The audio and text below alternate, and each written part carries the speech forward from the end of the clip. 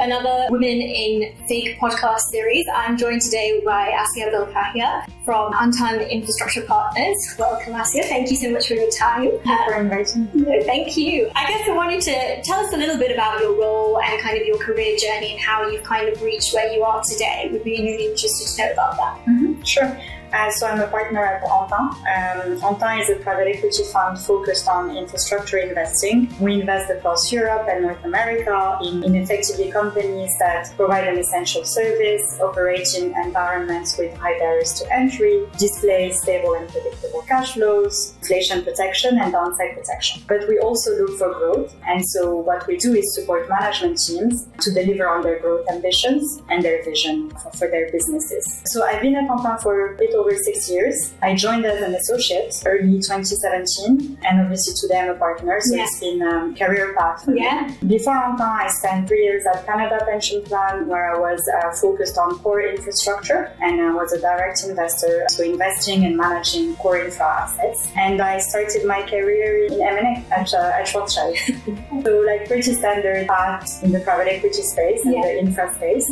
Very exciting. It's a really exciting career today. And do you feel like there have been any specific experiences you've had or kind of things you've gone through in your career pathway or even outside of work that have kind of led you to be at this point today or have shaped your career in any capacity?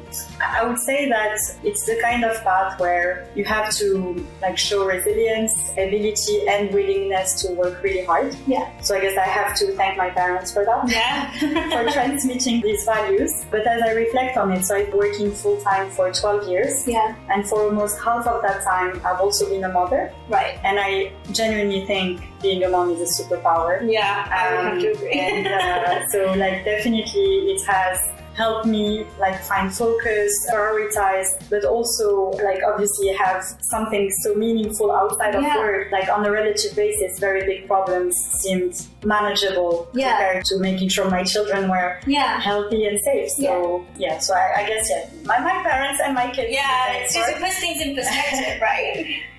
And how do you feel? Obviously, you touched around being a mother as well. As a woman would say, it's a slightly male-dominated industry. How do you feel? Do you feel that in your 12 years in the industry, things have changed? Where do you think there are areas that you'd like to see further change? What's the progression been in that capacity? I'd say that like over the past 12 years, like I've seen some change. I've seen more women rising. It's been great.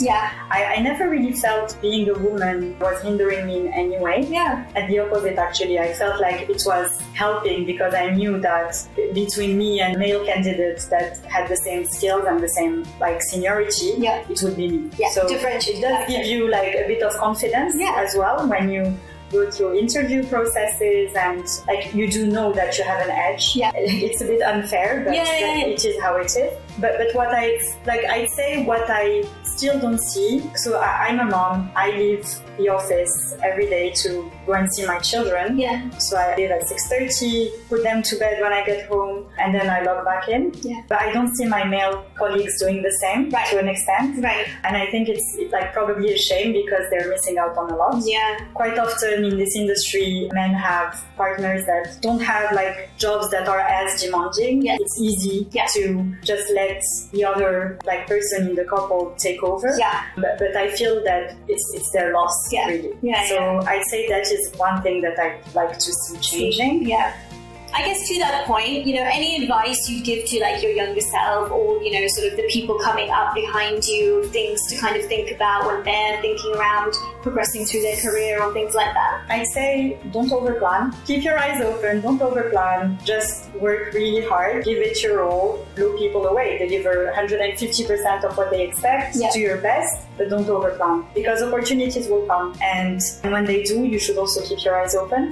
So I'd say that's the first one. The second one is don't be scared. It will all work out. I was so stressed, obviously, starting my career, not knowing where I would end, trying to be in control of that path. But ultimately, what matters is really doing your best and making sure that people see that.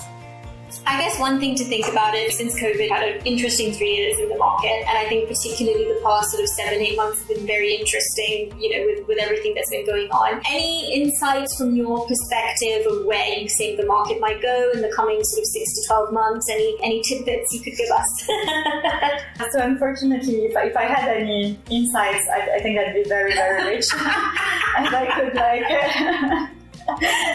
benefit from them. Yeah. No, but I guess it's interesting time, especially for an infrastructure investor. Yeah. Because what we get to do now is test the robustness of our infra underwriting. Yeah. So it's been great to see my portfolio companies, the portfolio companies in our fund show real resilience. Yes.